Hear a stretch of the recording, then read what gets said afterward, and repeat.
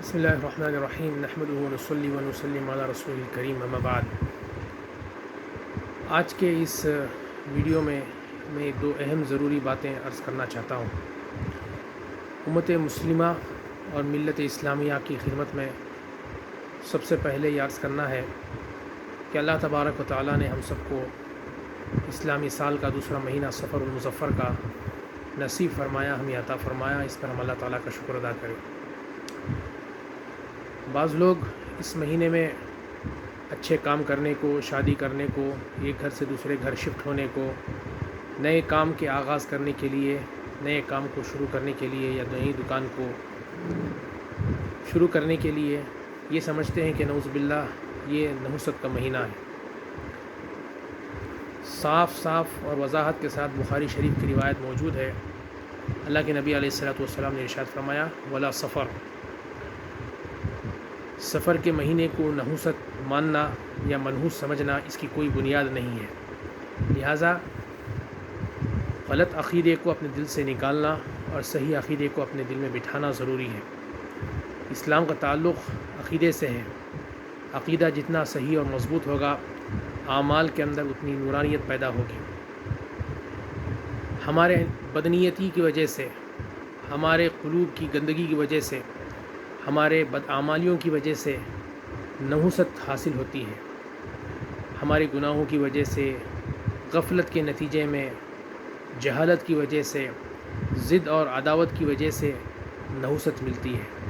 اللہ تبارک و تعالیٰ نے انسان کو دین اسلام اس کی فطرت کے مطابق بنایا ہے۔ اسلام کے اندر عیب نکالنا یہ غلط عقیدے اور غلط سمجھ کی اور حقانیت سے اور حقیقت سے واقف ہونے کی علامت اور نشانی ہے۔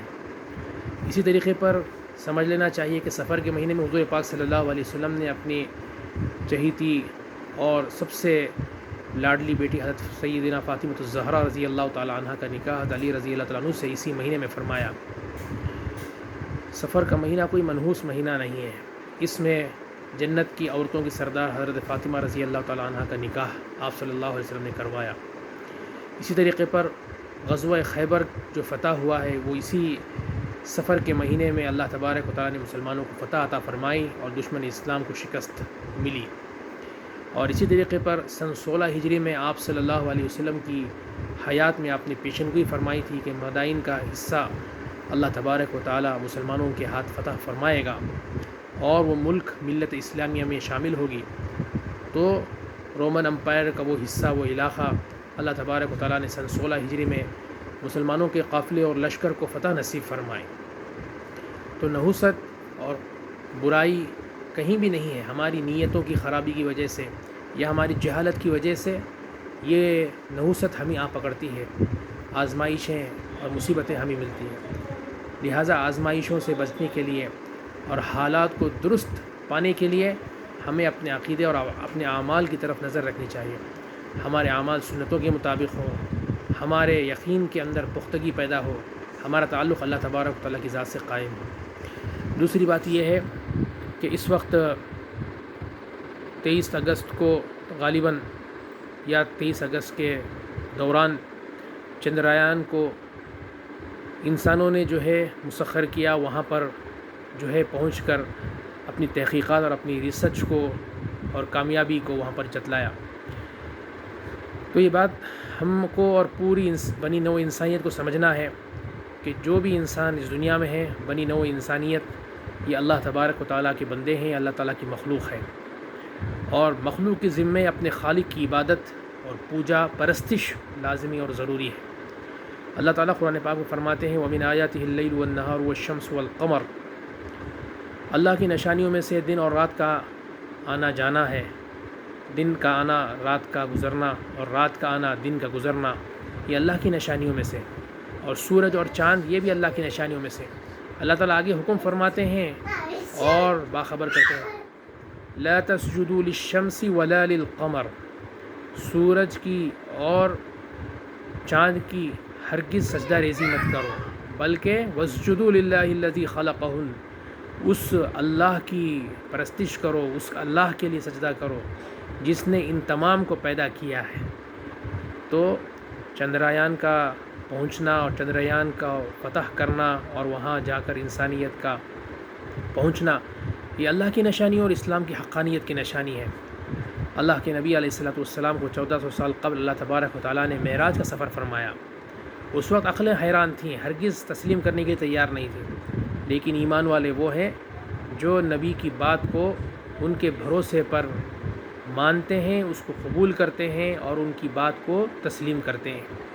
تو ایمان والوں کا اور مسلمانوں کا روز اول سے عقیدے کی اور ان کے ایمان کا یہ حصہ ہے کہ وہ اللہ کے حکموں کو، اللہ کے وعدوں کو مانتے ہیں، رسول پاک صلی اللہ علیہ وسلم کی معراج کی سفر کو تسلیم کرتے ہیں، حالانکہ نہ ہماری آنکھوں نے دیکھا بلکہ ہم اپنے دل سے اس کو مانتے ہیں، کیونکہ اللہ کے نبی علیہ السلام نے فرمایا۔ اور اس بات پر حضور پاک صلی اللہ علیہ وسلم کے معراج کے سفر پر سب سے پہلے اس کو قبول کرنے والے اور تسلیم کرنے والے حضرت صدیق اکبر رضی اللہ تعالیٰ عنہ ہیں۔ حضرت صدیق اکبر رضی اللہ تعالیٰ عنہ نے جب یہ خبر سنی تو فرمانے لگے کہ اگر یہ واقعہ معراج کا اللہ کے نبی علیہ السلام نے بیان فرمایا ہے تو آپ نے سچ فرمایا ہے، اس میں کوئی کمی اور کوئی کوتاہی نہیں، اس میں شک و شبہ کی کوئی گنجائش ہو ہی نہیں سکتی۔ تو اسی وقت حضور پاک صلی اللہ علیہ وسلم نے آپ کو رضی اللہ تعالیٰ عنہ کو صدیق کا لقب عطا فرمایا۔